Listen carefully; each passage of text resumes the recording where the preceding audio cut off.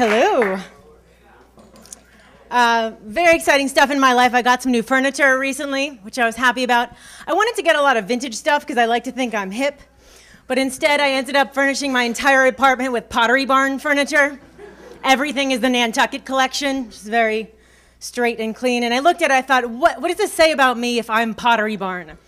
I'm Pottery Barn. I have an assortment of gourmet cheeses in my refrigerator at all times, but I seldom know where my husband is. I'm Pottery Barn. I have artsy black and white photos of my gorgeous kids up in the living room, but they have learning disabilities up the ass. I'm Pottery Barn. My knowledge of fine wines is bordering on alcoholism. I'm Pottery Barn. I love Frank Sinatra's music. I've loved it ever since I heard it in a Starbucks 2 weeks ago. That's not good. Big things happening in my life. My mom learned how to text message. Just basically the equivalent of a dog learning how to open a doorknob. It's not good. It's not good. And my mom doesn't understand, the social norms behind text messages. So instead of texting like, love you, honey, she'll give me a 3 text message long novella about something that happened to her in the market. And the other night she was upset and she texted, "There is no God." I called her up. I was like, "Mom, be there in 5. That's a text message. There is no God. That's like a conversation with a rabbi or somebody who can field that conversation. I don't know how to."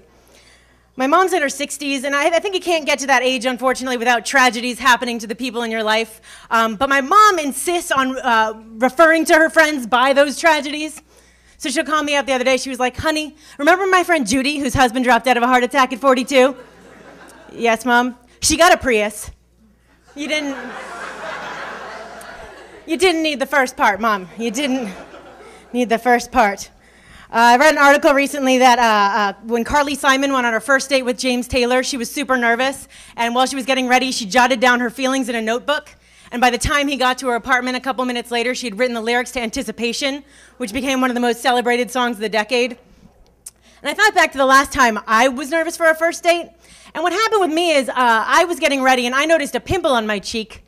I futzed with it, and by the time my date arrived, I was bleeding from my face a little bit. I feel like Carly has the better strategy there. I don't know. Maybe it's just me.